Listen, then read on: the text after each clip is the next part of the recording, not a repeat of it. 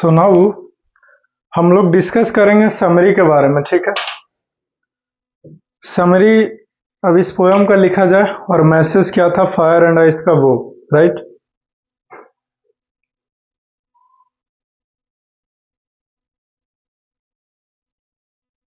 जरा सही को किसमें भर ले, है ना जी, ताकि बार बार बीच में भरने की नौबत ना आए।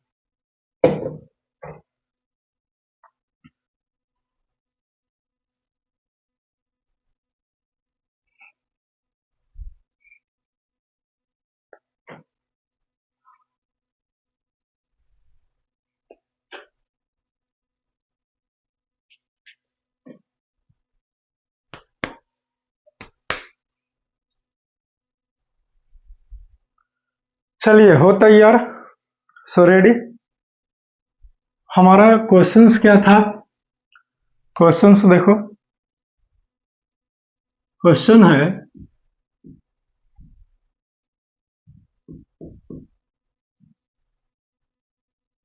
Write down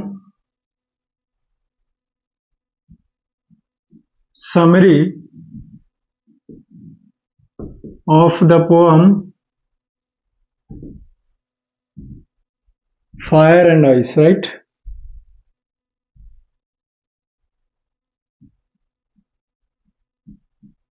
fire and ice, ये है हमारा क्वेश्चंस। फायर एंड आइस का क्या समरी है, कैसे लिखाएगा, तो मैं आपको डिटेल में सब कुछ लिख देता हूं, आपको चिंता करने की कोई बात है ही नहीं। So let's write it. In so far as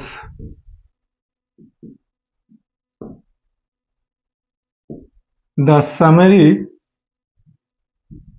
of the poem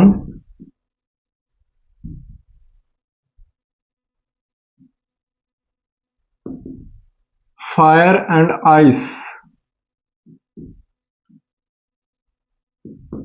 is concerned,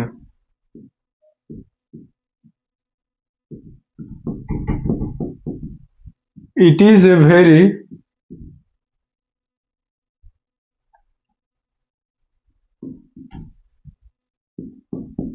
didactic and interesting poem.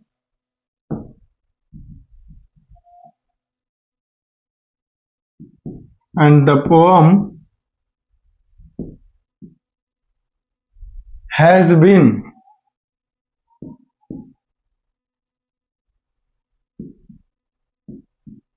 composed by a great poet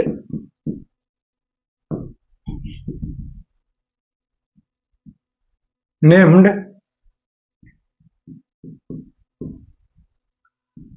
Robert Frost.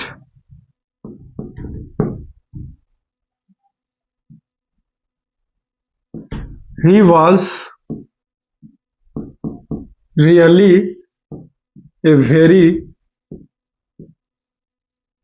great poet.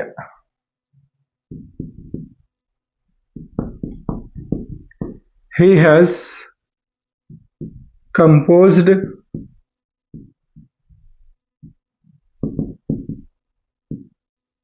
different poems in which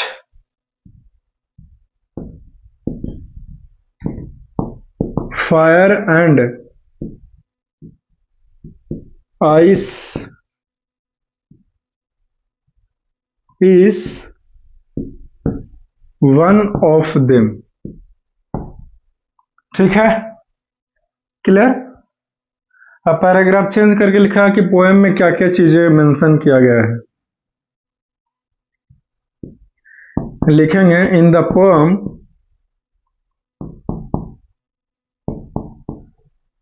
the poet says that world will end in fire It means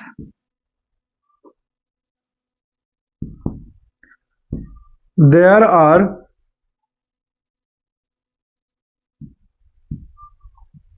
many desires in the people.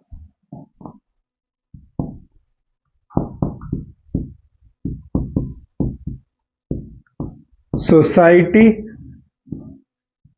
nation.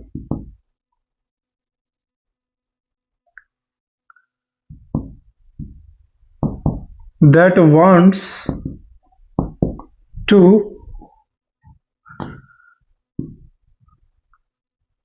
fulfill the desire. Due to this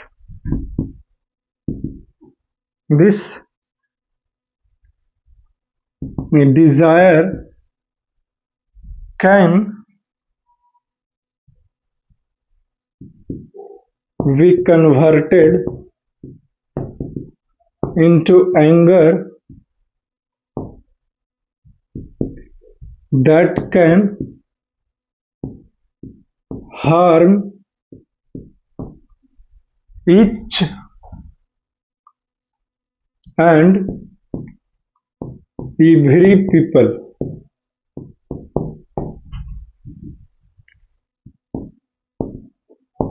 This is the reason why the poet says that the world will ruined or end in fire. यहां तक लिख लीजिए, फिर हम लोग आगे बात करते हैं. लिख लिया होगा. Everything is clear now? Of course clear. अब हम लोग समझते हैं यहां से लेकर के यहां तक. अभी समरी पूरा लिखाया नहीं, अभी आधा ही है, अभी और लिखाऊंगा. ठीक है, इतना और लिखेंगे फिर हमारा समरी जो है वो कंप्लीट हो जाएगा. सो समरी है हमारा. In so far as the summary of the poem is of the poem Fire and Ice is concerned, it is really a very didactic and interesting poem. यहाँ तक का मतलब है कि जहां तक की बातें करें इस पोएम जिसका नाम है फायर एंड आइस, उसका समरी का, तो it is a very didactic poem. Didactic का हिंदी मीनिंग होता है शिक्षाप्रद. इंटरेस्टिंग का मतलब हुआ रोचक. तो यह एक कैसा पोएम है? तो डायडैक्टिक यानी कि शिक्षाप्रद और इंटरेस्टिंग, यानी कि इट मीन्स रोचक पोएम है, कविता है. और ये जो पोएम है has been composed by a great poet, एक महान कवि के द्वारा लिखा गया है, नेम्ड, जिसका नाम है रॉबर्ट फ्रोस्ट. क्लियर है? He was really a very great poet. अगर रॉबर्ट फ्रोस्ट की बातें करें तो ये सच में एक महान कवि थे. और हमने कहा he has composed different poem, इन्होंने अलग अलग तरह के कविताओं को लिखा है. इन विच, जिसमें से fire and ice is one of them, जिसमें से फायर और आइस जो है वो एक कविता है.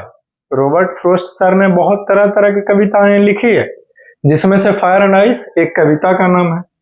ठीक है, तो ये तो था ओवरऑल व्यू, स्ट्रक्चर या फिर इंट्रोडक्शन पोएम के बारे में और रॉबर्ट फ्रोस्ट के बारे में तारीफें थी.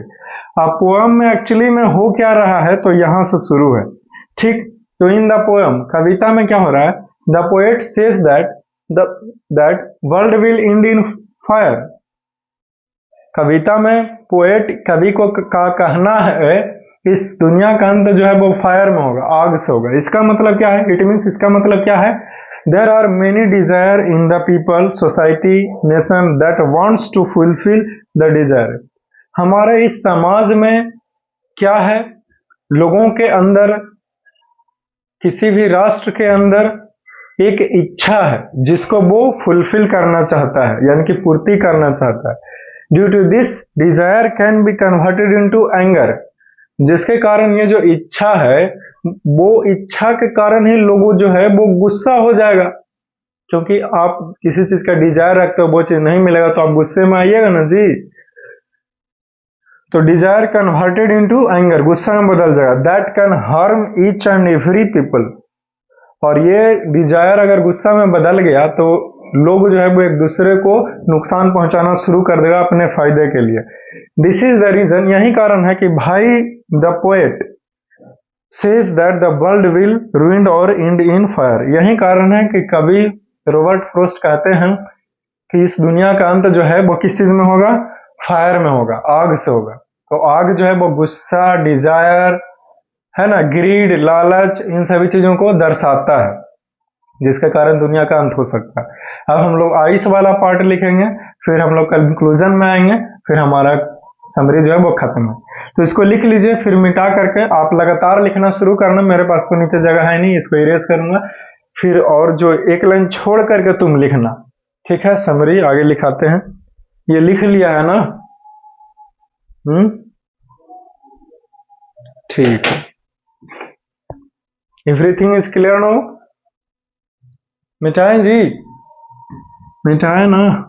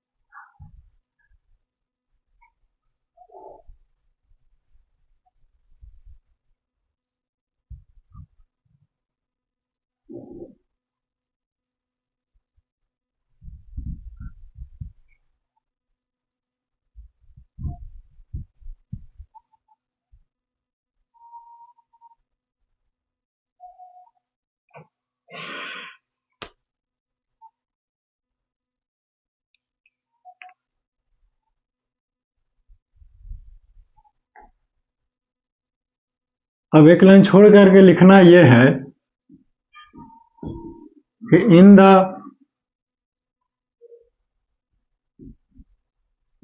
Second stanza the poet says that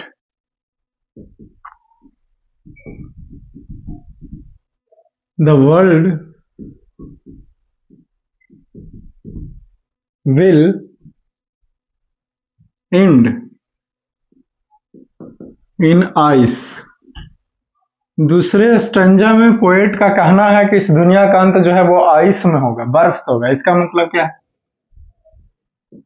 it means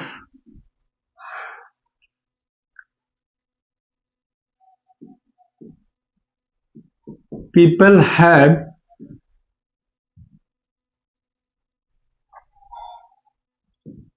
hate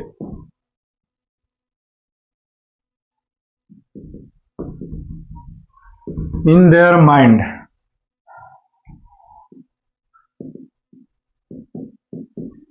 They hate each and everyone। This is due to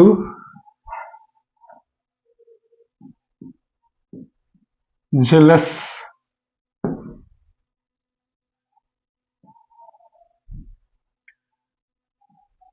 When one man see the development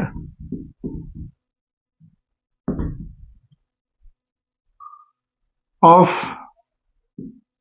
another man, they feel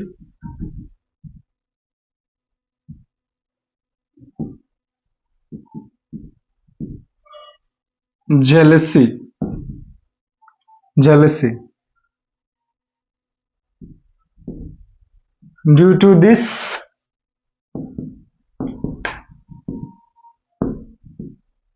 one can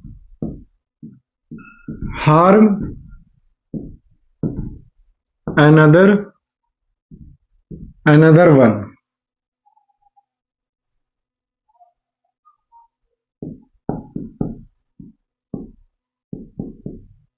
So that's why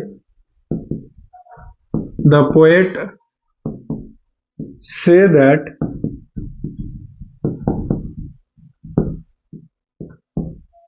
the world will end in ice. एक line छोड़ के लिखो, in conclusion we conclude that we should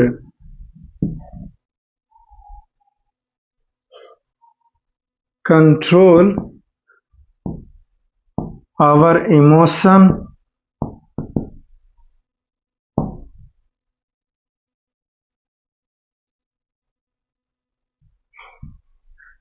we should be kind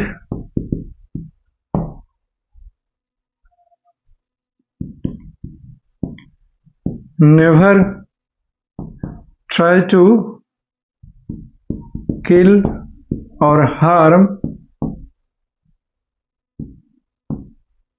another person.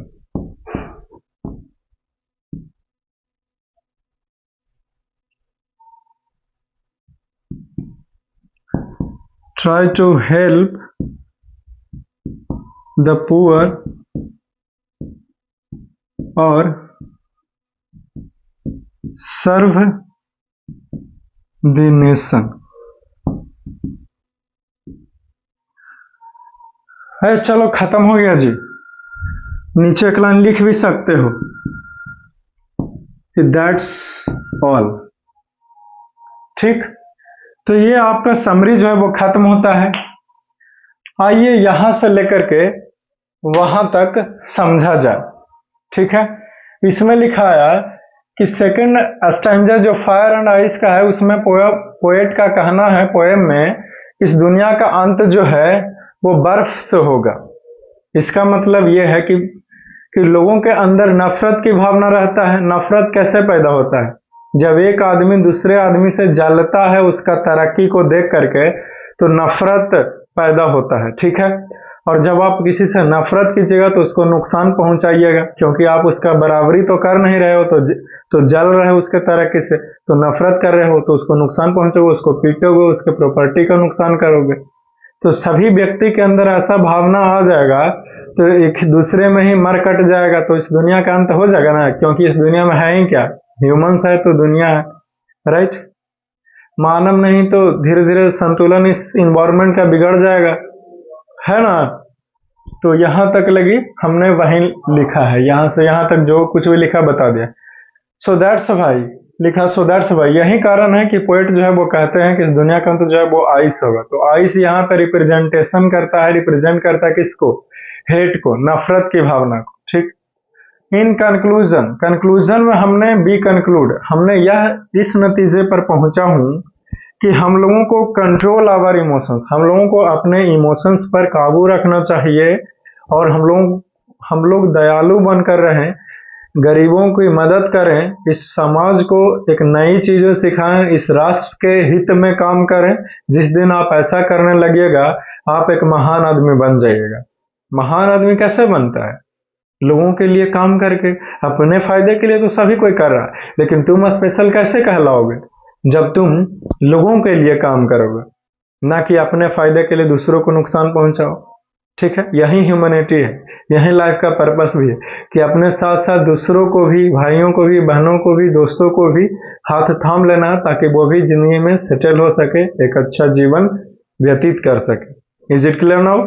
Okay, चलो खत्म हो गया, इसको लिख लो, फिर हम लोग इस नए क्वेश्चंस में मूव करते हैं। ठीक, इसको लिख लिया, मिटाना।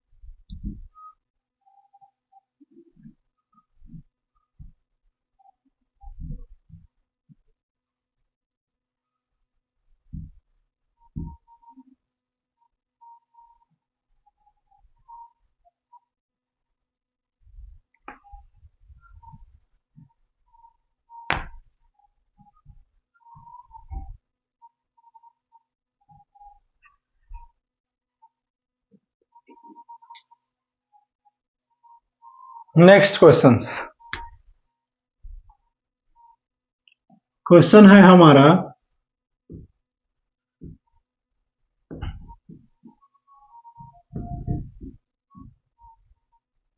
What is the message of the poem fire and ice. ठीक है, फायर एंड आइस जो हमारा पोएम का नाम है, उसका क्या मैसेज है, हमारा यही क्वेश्चन है। ठीक है, तो आंसर में हम लोग लिखेंगे जी, है ना, लिखेंगे कि following are the message of the poem. और पोएम का नाम लिखो, क्या नाम था, फायर एंड आइस। यानी कि जो हमारा पोएम है फायर एंड आइस, उसका मैसेज की बातें करें कि उससे क्या सीखें, क्या समझे। तो वो निम्नलिखित है। सबसे पहला पोएम का ये कहनाम है कि भैया control your emotions, control our emotion. हम लोगों के अंदर जो भावना है उसको ऊपर काबू में रखिए। और बी काइंड, हम लोगों को दयालु बनकर रहना है, ना कि एक राक्षस और हैवान बन जाना है। ठीक, हेल्प द पुअर, गरीबों की मदद करें। ठीक है, सर्व आवर नेशन। ठीक है, बस यही जो है वो मैसेज है, और तो कुछ ज्यादा है नहीं। ठीक है,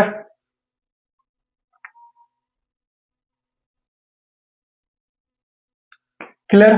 तो चलो खत्म हो गया। मैसेज क्या है इस पोएम का, फायर एंड आइस का, हमने लिखा दिया। ये टोटल 4 है, चारों लिख सकते हो। आपको कुछ और भी लगता है तो अपने मन से ऐड कर लेना, 5 हो जाएगा। ठीक है, मेरे को इतना ही ठीक लगा तो मैंने इतना ही लिखा दिया। तो ये खत्म होते हैं। अब समय आ गया है, अब समय आ गया है एनसीईआरटी का क्वेश्चन आंसर को करने का। तो हम लोग जो है वो एनसीईआरटी का क्वेश्चन जो है वो करते हैं, देखते हैं कि कितना क्वेश्चन दिया हुआ है। उसके बाद कुछ ऑब्जेक्टिव क्वेश्चंस को करेंगे। उसके बाद प्रैक्टिस पेपर का जितना भी क्वेश्चंस है, एक्सट्रैक्ट हो चाहे शॉर्ट आंसर क्वेश्चंस रहे या फिर एडिशनल शॉर्ट आंसर क्वेश्चंस रहे, तो सभी को हम लोग बारी बारी से करेंगे। समझ गया ना। चलो इसको लिख लिया होगा, मिटा दें। अरे लिख लिया है ना जी, मिटा ना।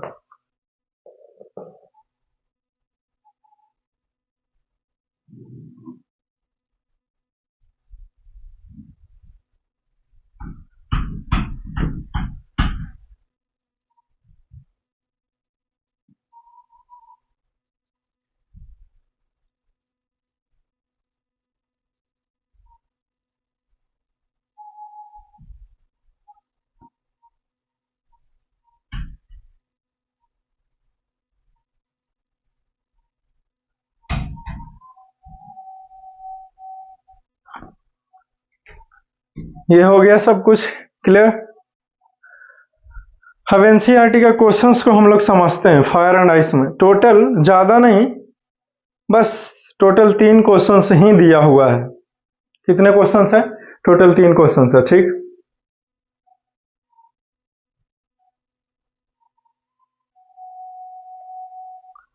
सबसे थिंकिंग अबाउट द पोएम, सबसे पहला क्वेश्चन है देयर आर मेनी, टाइम है ना जी तीनों क्वेश्चंस को एक्सप्लेन जो करना है। चलो टाइम तो है ही है, अभी खूब टाइम बचा हुआ है, क्वेश्चंस तीनों जो है वो हो जाएगा। देखिए सबसे पहला क्वेश्चन हम लोग शुरू करते हैं। There are many ideas about how the world will end. बहुत तरह तरह के विचार है कि इस दुनिया का अंत जो है वो कैसे होगा, ठीक है।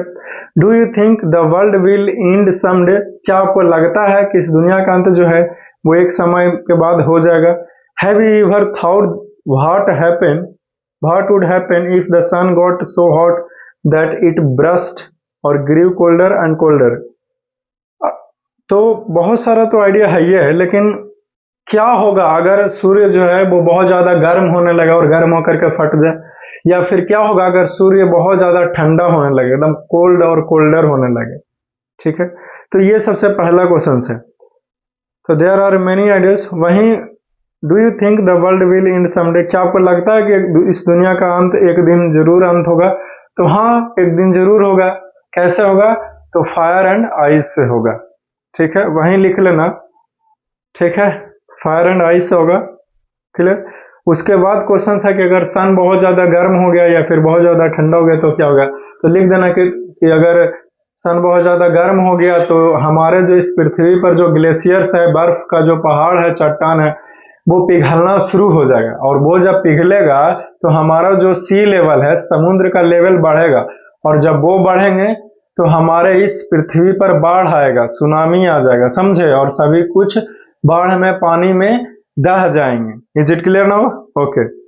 और अगर सूर्य बहुत ज्यादा ठंडा होने लगा तो भी दिक्कत है, क्योंकि जितना भी पानी है, जितना भी लिक्विड है, वो सब के सब जम जाएगा। पेट्रोल, डीजल, केरोसिन है ना, सब जम जाएगा। यहाँ तक कि हम लोग भी जमना शुरू कर देंगे। हमारे अंदर नसों में जो ब्लड है, वाटर लेवल है, वो सबके सब जम जाएगा, तो हम लोग भी जम जाएंगे और मर जाएंगे। तो क्वेश्चन नंबर पहला का आंसर खत्म होता है। क्वेश्चन नंबर 2 देखो, फॉर फ्रोस्ट, फ्रोस्ट की बातें कर रहा है, यानी कि Robert Frost. What do fire and ice stands for? Here are some ideas. यहाँ पे फायर और आइस से आप क्या समझते हैं? यहाँ पे कुछ आइडियाज यहाँ पे दिया हुआ है। यहाँ पे कुछ वर्ड दिया हुआ है क्वेश्चन नंबर 2 में। निकालो ना पेज नंबर जो कुछ भी है एनसीईआरटी, है ना, पेज नंबर 15 पर दिया हुआ है फर्स्ट फ्लाइट, ठीक।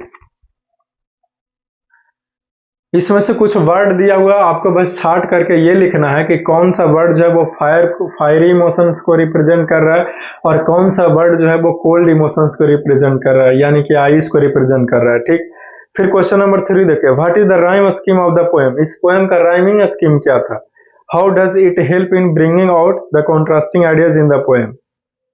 और ये जो राइमिंग स्कीम पोएम का जो था वो 2 स्टैंजा का पोएम है, और दोनों स्टैंजा का राइमिंग स्कीम अलग है। क्यों ऐसा? इसलिए पोएट ने रखा क्योंकि 2 कॉन्ट्रास्टिंग आइडियाज के ऊपर चर्चा हो रहा है। एक में कह रहे हैं कि फायर से होगा, गुस्से से अंत होगा, और एक में कह रहे हैं कोल्ड इमोशंस के कारण अंत होगा, यानी कि नफरत की भावना के चलते इस दुनिया का अंत होगा। इसीलिए दोनों स्टैंजा का राइमिंग स्कीम जो है वो अलग है। तो ये कुछ आंसर था, वो हमने आपको समझा दिया क्वेश्चंस का आंसर।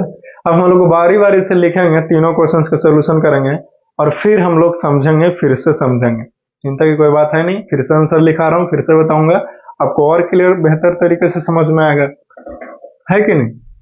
जरूरी है कि एक बार में आपको बेहतर तरीके से समझ में आ जाए, मन भर ही जाए, ठीक है।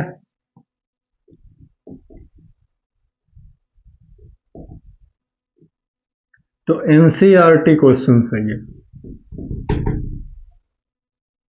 ठीक। क्वेश्चन नंबर 1 देखो, there are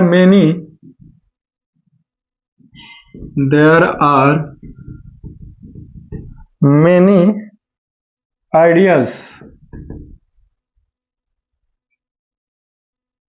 about how the world will end. Do you think full stop भी है? आगे क्वेश्चन है कि do you think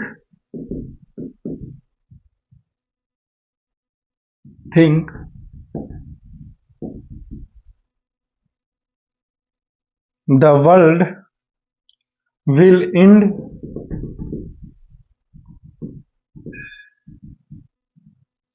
someday?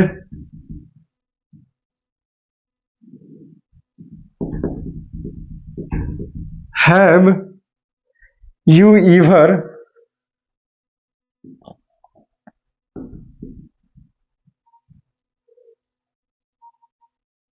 thought what would happen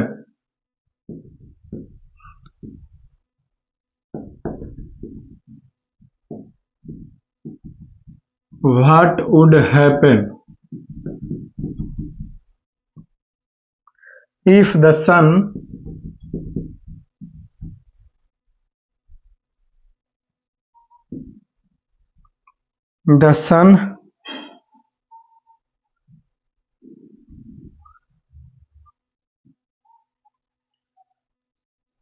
got so hot that it burst?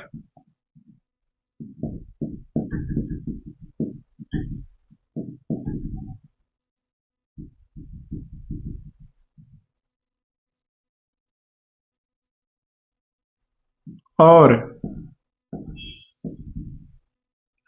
grew colder and colder?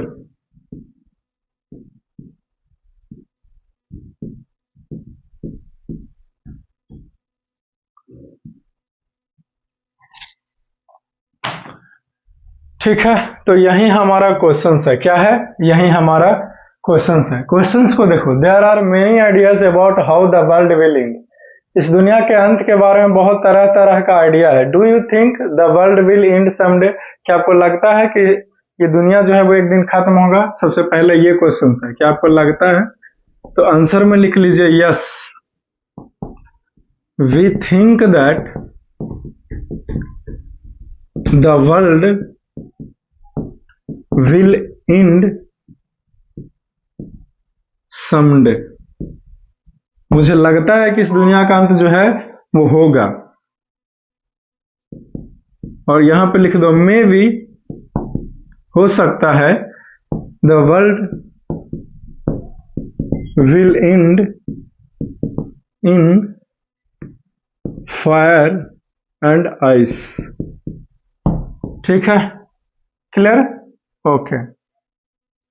और आगे बोला गया कि हैव यू एवर थॉट, क्या आपने सोचा है कि सन बहुत ज्यादा होता जाए और एक समय के बाद वो फट जाए तो क्या होगा? या फिर सूर्य बहुत ज्यादा ठंडा होता जाए तो क्या होगा? तो उसका आंसर लिखो। When the sun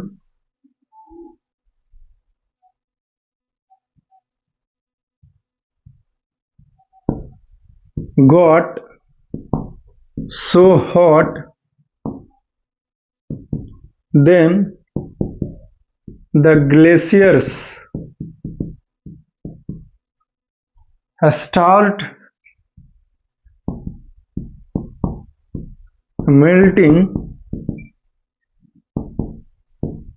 Due to this, sea level, समुद्र का जो लेवल है, will increased.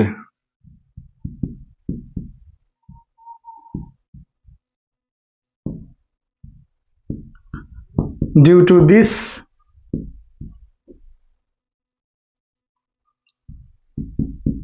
flood will come and ruined the world।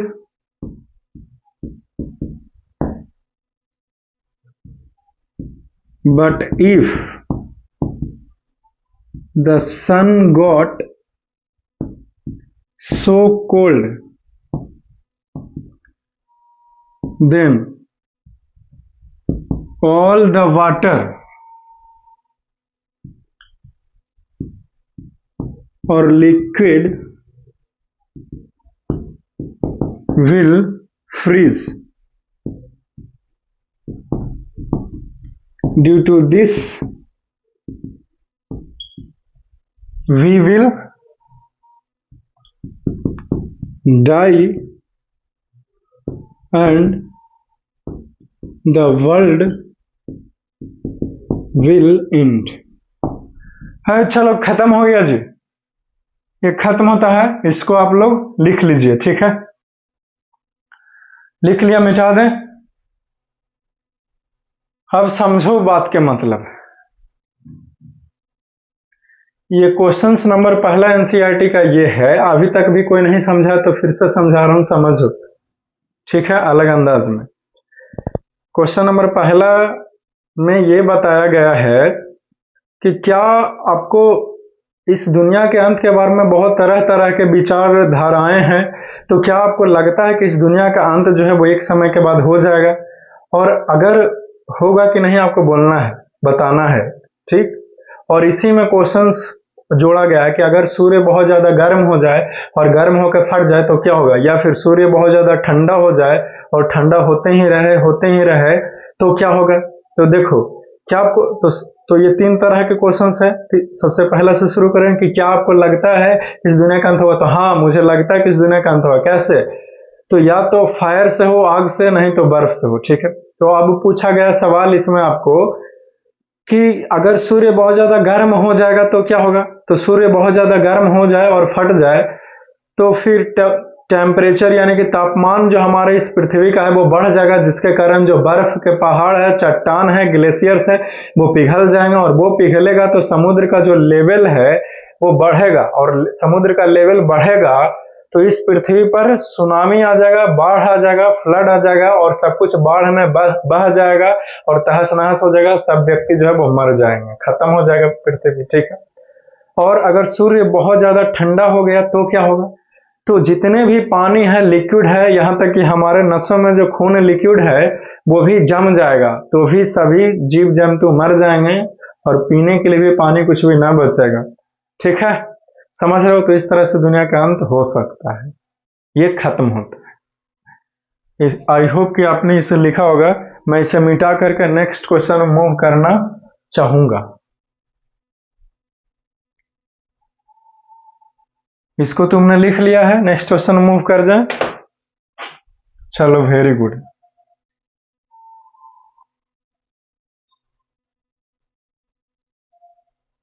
हो गया? ठीक है, फिर मिटा देते हैं।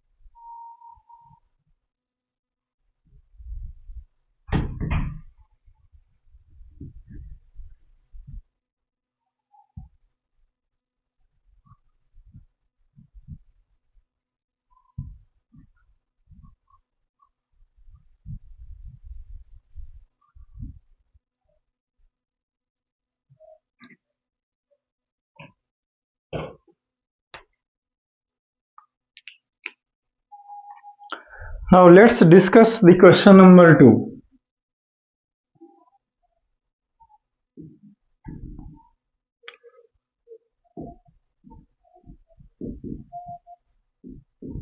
For frost what do fire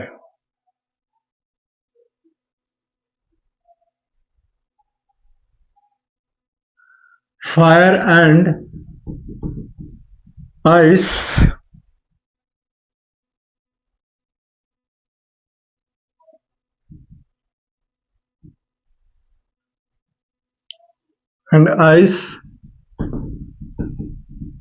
stand for? Here are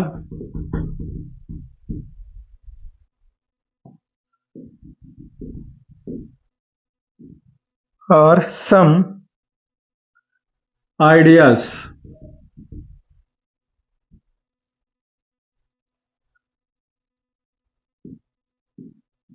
greed, avarice,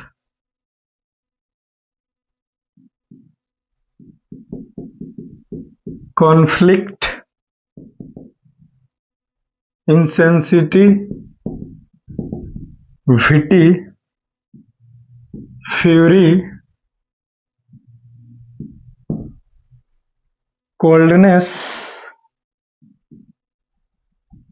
cruelty,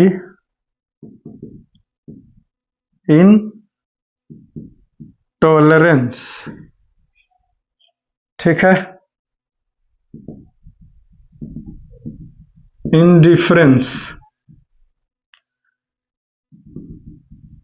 lust, rigidity, hatred। ठीक है, तो ये हमारा क्वेश्चन है, इस क्वेश्चन को लिख लो जल्दी से। ठीक है, लिख लिया है क्वेश्चंस। हमारा क्वेश्चंस क्या है समझो, हमारा क्वेश्चंस क्या है तो इसको समझने का प्रयास करो। ठीक ना,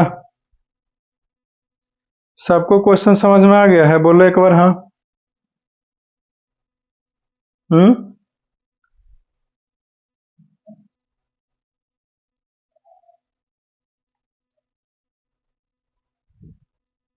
क्वेश्चन है हमारा कि ये जो कुछ वर्ड दिया हुआ है, ग्रीड, कॉन्फ्लिक्ट, एवेराइस, फ्यूरी, इंसेंसिटिविटी, जो कुछ भी दिया हुआ है, इसमें से कौन फायरी इमोशन को दर्शाता है और कौन कोल्ड इमोशंस को दर्शाता है। फायरी इमोशन यानी कि फायर से जुड़ा है, कोल्ड इमोशन यानी कि आइस से जुड़ा हुआ। ये देखो ग्रीड है, क्या है? ग्रीड। ये ग्रीड जो है ये हमारा फायरी इमोशंस है, यानी कि जहां पे लालच होता है वहां पे आपको क्या करना पड़ता है भाई?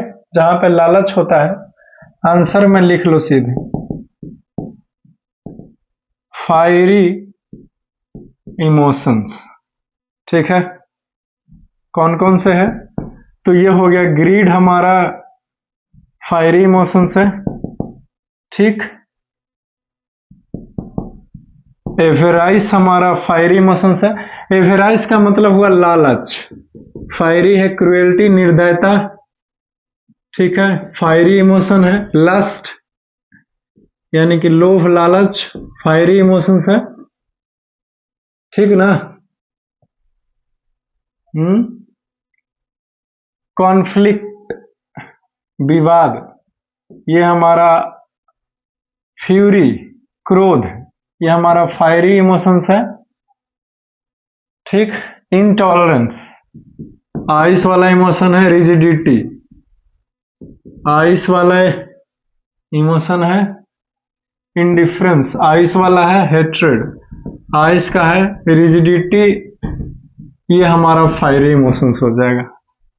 इनसेंसिटिविटी, फायरी नहीं बल्कि आइस, कोल्ड, ये तो आइसी इमोशन है। चलो हो गया। अब बारी बारी से समझते हैं कि कैसे। देखो, जहां पे ग्रीड यानी कि लोभ है, लालच है, वहां पे व्यक्ति जो है वो कुछ भी करने को तैयार होता है, दूसरे को नुकसान भी पहुंचा दीजिएगा। एवेराइस भी वहीं लोभे हुआ। कॉन्फ्लिक्ट यानी कि विवाद, जब दो व्यक्ति के बीच में हो जाता है तो वहां पे भी धीरे धीरे वो मैटर आगे बढ़ जाता है और फिर मारपीट का नौबत आ जाता है, लेकिन धीरे धीरे। इसीलिए ये कोल्ड इमोशन है, आइसी इमोशन। फ्यूरी, फ्यूरी का मतलब हुआ क्रोध, ठीक है, क्रोध है, गुस्सा। फ्यूरी माने क्रोध है ना जी, हाँ क्रोध होता है, ठीक। तो क्रोध की जगह तो फायर इमोशन। इनसेंसिटिविटी, बताए थे कि कोई बाहर जा रहा है सिर्फ गंजी पहन करके, बनियान पर ही, और तुम कार के अंदर बैठे हो जैकेट पहन करके, उसको देख करके अपना हीटर और तेज कर ले कि अरे यार वो इतना ठंड में वो गंजी पर ही कैसे जा रहा है। बजाय उसको हेल्प करने के बजाय आपने और हीटर ऑन कर लिया, तेज कर लिया, तो ये इनसेंसिटिविटी कहलाए। कोल्डनेस, तो ये तो है ही कोल्ड इमोशन। इनडिफरेंस क्या होता है, यानी कि आप किसी पर ध्यान ही नहीं दो, आप अपने में ही मगन रहो, दुनिया जाए भाड़ में। इनटॉलरेंस यानी कि सहने की शक्ति कम होना। जैसे फॉर एग्जांपल आप घर में थे, बगल में शादी था, गाना डेक बजा रहा था, आपने कहा कि यार इतना तेज गाना कैसे बजा सकते हो तुम। आपने पुलिस बुलाया, उसको गाना बंद करवा दिया। यार थोड़ी देर के लिए ही तो बातें थी, थोड़ा सा सह लेता, है कि नहीं। लेकिन आपने यहाँ पे सहा नहीं और उसका गाना जो है जा करके बंद करवा दिया, क्योंकि शादी तो एक ही बार होता है ना, है कि नहीं। तो ये सब इनटॉलरेंस, ये सब कोल्ड इमोशन है। क्रुएल्टी, निर्दयता। फायर इमोशन से लस्ट यानी कि क्रोध, क्रोध तो फायर इमोशन में ही चला जाएगा, है कि नहीं। और फ्यूरी का मतलब भी वही लालच हुआ। रिजिडिटी यानी कि एकदम पूरा सख्ती से पेश आए किसी के साथ, आप दूसरे को दुख को समझेंगे, है कि नहीं। जैसे फॉर एग्जांपल अगर आप एक मैनेजर हैं किसी ऑफिस का, और अगर कोई दूसरा व्यक्ति जो है वो लेट से आता है, तो आप कहते हैं कि नहीं एकदम 8 बजे ही आना है आपको ऑफिस, 8 बज के 1 मिनट भी नहीं बर्दाश्त होगा। अगर ऐसा किया तुमने तो एक दिन का सैलरी जो है वो कट जाएगा। तो ये सख्ती से पेश आना। और हेट्रेट, नफरत की भावना, कोल्ड इमोशन है हमारा, धीरे धीरे दूसरे को हानि ही पहुंचाता है। तो ये खत्म हो गया, ठीक है। आंसर कुछ इस तरह से लिख सकते हो, है ना। और एवराइस, क्रुएल्टी, लस्ट, ये सभी फायरी इमोशंस हैं। और फायर इमोशन खत्म। रिजिडिटी,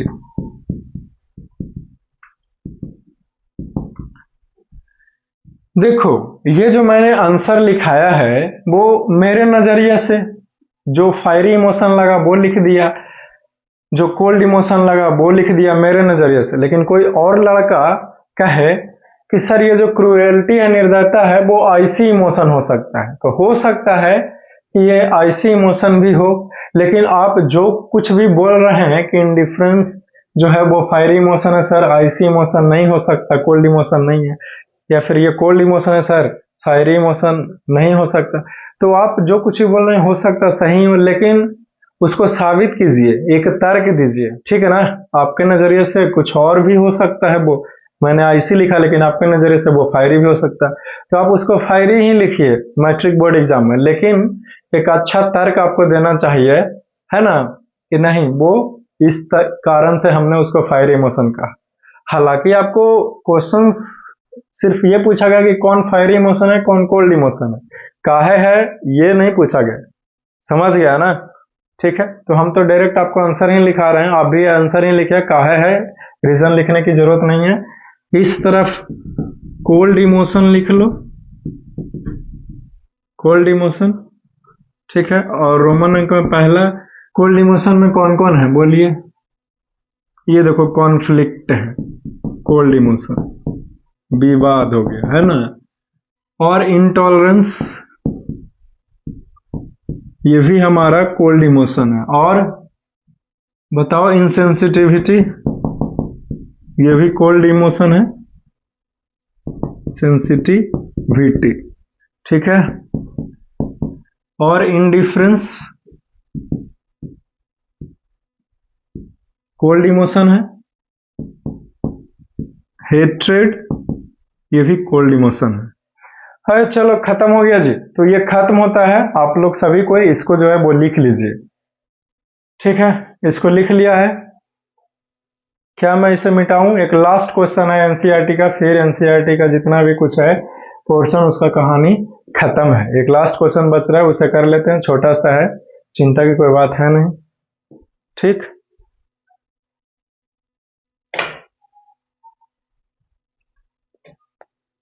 मिटाना है इसको, लिख लिए किया होगा तो क्या करना है, मिटाना है, right.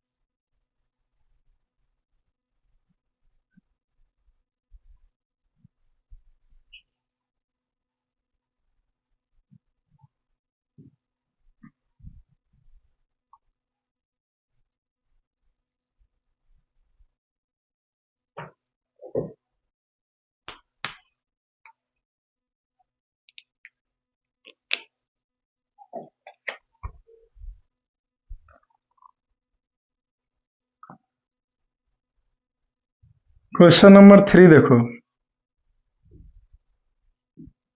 What is the rhyme scheme of the poem?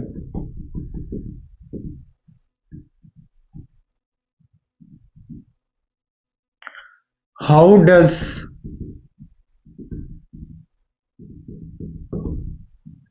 It help in bringing out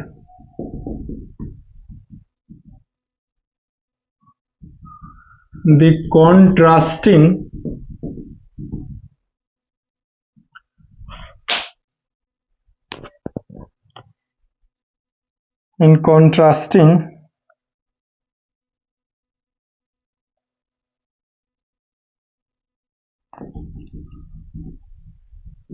ideas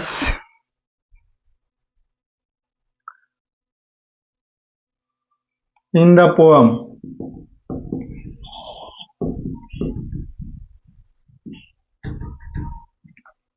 this is our question. हमारा क्वेश्चन है, सबसे पहले क्वेश्चन तो ये है कि इस पोएम का राइमिंग स्कीम क्या है। तो क्या था rhyme scheme? A B A B. Rhyme scheme देख लेते हैं भाई, क्योंकि याद नहीं ना है, पोएम को देखेंगे तब ना पता चलेगा। तो ए बी ए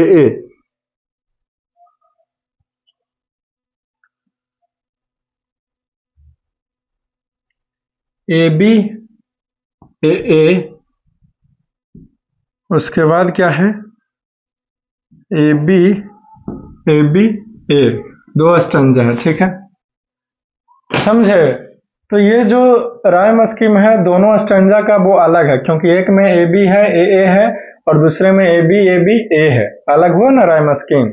अगर यहाँ भी ए बी ए और यहाँ भी ए बी ए होता तो राइम स्कीम दोनों स्टैंजा का क्या होता, सेम होता, लेकिन है सेम नहीं। ये दोनों राइमिंग स्कीम अलग रखते हैं, तो how does it help in bringing out the contrasting ideas in the poem? ठीक है, तो ये कैसे पोएम में मदद कर रहा है ये राइमिंग स्कीम, कि दोनों स्टैंजा का जो बातें हैं वो अलग अलग है कि नहीं। एक लाइन में लिख लीजिए, लिखेंगे कि सिंस द पोएट, एक तरह से आपसे आपको बताऊं मैं, तो आपसे ये पूछा जा रहा है कि दोनों स्टैंजा का राइमिंग स्कीम अलग कैसे है और काहे है, यही पूछा है। तो लिखेंगे द पोएट से different ways of destroying or end of the world. in the first stanza, the poet say that the world will end in fire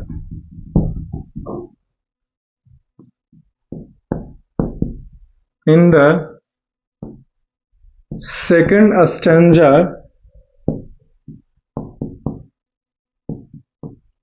The poet say that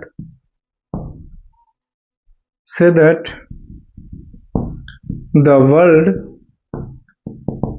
will end in ice.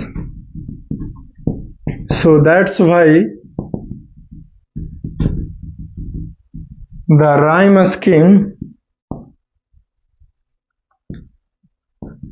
of